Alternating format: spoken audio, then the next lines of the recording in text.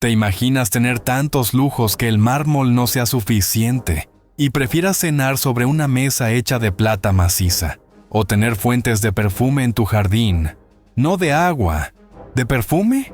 ¿Y qué tal comer lenguas de flamenco y cerebros de avestruz, solo porque puedes permitirte lo más raro y costoso? Así vivían los ricos de la antigua Roma. Y no es exageración. Lo que vas a escuchar ahora es una historia real. Una historia de excesos tan grandes que harían palidecer incluso a los multimillonarios de hoy. Quédate, porque en los próximos minutos vas a descubrir un mundo que parece sacado de una película, pero que existió de verdad. Una élite que dominó el mundo, no solo con ejércitos, sino también con banquetes descomunales, mansiones interminables, esclavos a su servicio y placeres sin límites. Vamos a sumergirnos en la vida diaria del 1% más poderoso del Imperio Romano. Y créeme, sus costumbres eran tan alucinantes como decadentes. Y sí, hay momentos tan extremos que vas a preguntarte, ¿cómo es posible que una civilización tan brillante haya acabado cayendo? Spoiler, el derroche tuvo mucho que ver. Todo empieza en la ciudad de Roma, en el siglo I después de Cristo. El imperio está en su apogeo. Tiene bajo su control gran parte de Europa, el norte de África y buena parte de Asia Occidental. Roma es el centro del mundo y quienes están arriba, están muy arriba. Imagina que eres un senador romano. No uno cualquiera, uno de los más ricos. Tu nombre es Lucio Cornelio. Al amanecer, no te despiertas con un despertador, sino con la mano de un esclavo que suavemente te abanica para ayudarte a salir del sueño. Mientras bostezas, otro esclavo ya te ha traído un cuenco de agua perfumada con rosas para que te limpies la cara. No te preocupes por vestirte. Otros 3 esclavos se encargan de ponerte la túnica de lino egipcio, mientras uno más cepilla tus sandalias de cuero importado desde Hispania. Sales de tu dormitorio y atraviesas un pasillo decorado con mosaicos que forman escenas mitológicas. Los suelos están tan limpios que podrías comer sobre ellos. El techo está pintado al fresco, al estilo de Pompeya, con colores intensos, rojos, azules, dorados. A cada paso huele mejor. ¿Incienso? ¿Mirra? No, es aceite de nardo traído de la India, que tus sirvientes queman en pebeteros de bronce. El desayuno no es un café con tostadas.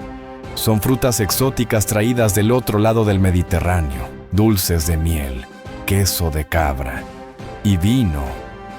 Sí, vino, porque en Roma se bebía a cualquier hora. Y todo esto antes de salir al atrium, el corazón de la casa donde te esperan tus clientes. Porque en Roma, cuanto más rico eres, más gente depende de ti. Los clientes no son tus amigos, son tus seguidores, tus protegidos. Ellos te saludan cada mañana. Tú les das una pequeña suma de dinero o favores.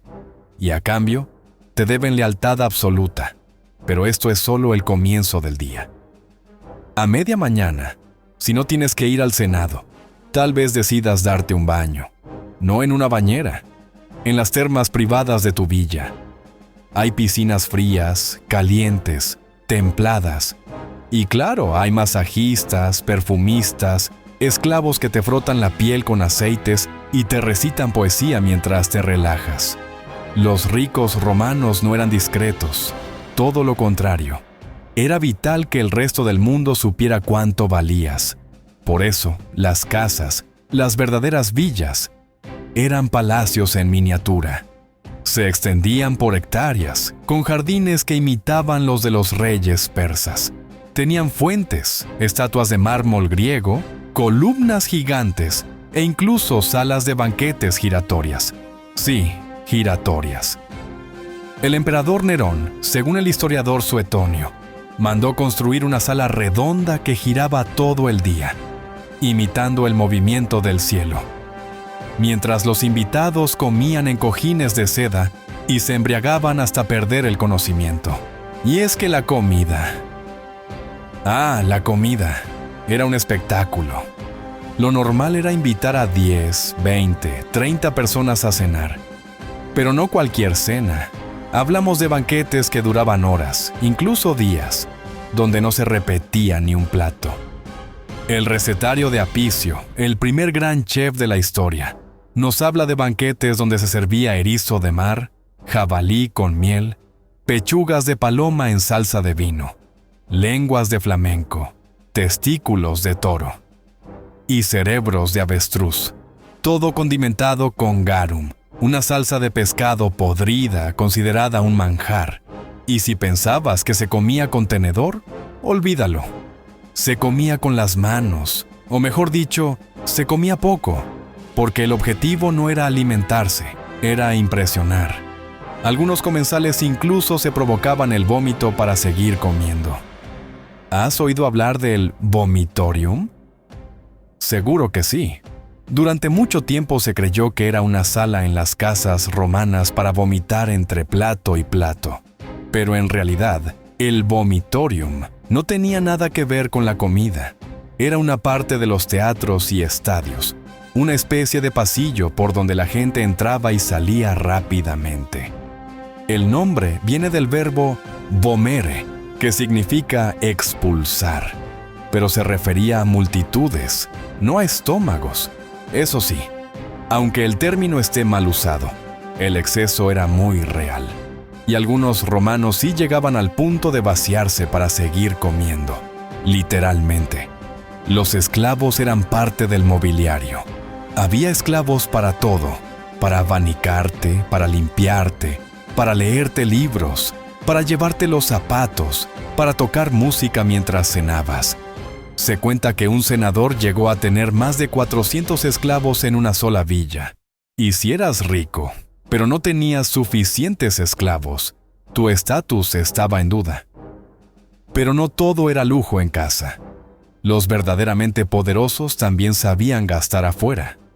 Uno de los pasatiempos favoritos era apostar. En los circos, en los teatros, en las peleas de gladiadores. El Coliseo no era un espectáculo para el pueblo. Era el patio de recreo de los ricos. Los mejores asientos, los más sangrientos combates, las fiestas privadas en los pasillos subterráneos. Todo eso era solo para ellos. El historiador Tácito menciona a un tal Trimalción, un personaje ficticio que representa al nuevo rico romano. Trimalción organiza un banquete tan exagerado que incluso los invitados se escandalizan. Servía platos con forma de animales que, al cortarlos, revelaban otros animales cocinados dentro. Y entre plato y plato, recitaba sus propias hazañas y contaba cuánto oro tenía escondido en su sótano. Puede parecer ridículo, pero era muy real. Trimalción es una parodia de muchos verdaderos aristócratas romanos. Y entonces, cuando crees que ya lo has oído todo, aparece Petronio, otro escritor romano, y nos describe a ricos que perfumaban a sus esclavos, bañaban sus muebles en oro y contrataban filósofos solo para que los acompañaran a pensar mientras se vestían.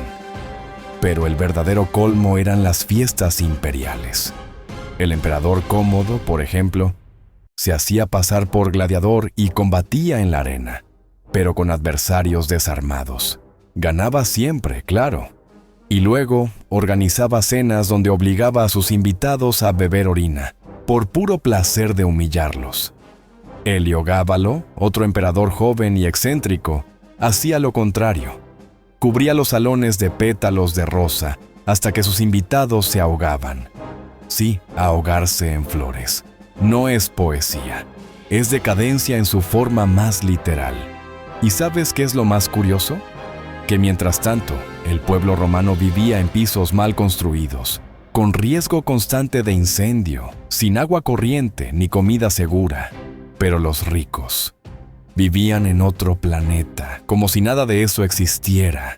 ¿Y cómo se mantenía este estilo de vida? Gracias a las provincias conquistadas. El oro venía de Hispania, el grano de Egipto, el vino de la Galia, las especias de Asia y los esclavos de todas partes.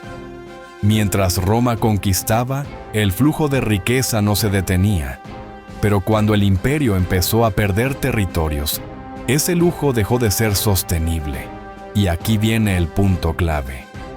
Muchos historiadores, como Edward Gibbon, en Historia de la decadencia y caída del Imperio Romano, argumentan que este exceso, esta desconexión total entre la élite y el pueblo, fue uno de los factores que debilitó al imperio desde dentro. Porque cuando los ricos ya no sabían gobernar, solo sabían disfrutar. Otros pueblos sí sabían luchar, conquistar, avanzar, y Roma se dormía entre almohadas de plumas y orgías interminables. Volvamos ahora con Lucio Cornelio, nuestro senador. Un día, al llegar al Senado, le informan que las tribus germánicas han cruzado el Rin, que los partos amenazan en el este, que Egipto ha reducido el envío de grano, que hay disturbios en las calles. ¿Y qué hace Lucio? Convoca una cena de reconciliación, un banquete como los de antes, pero ya no vienen tantos invitados.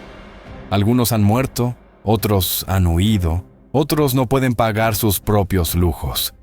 El mármol se agrieta, las fuentes dejan de fluir, y por primera vez, el silencio entra en su villa.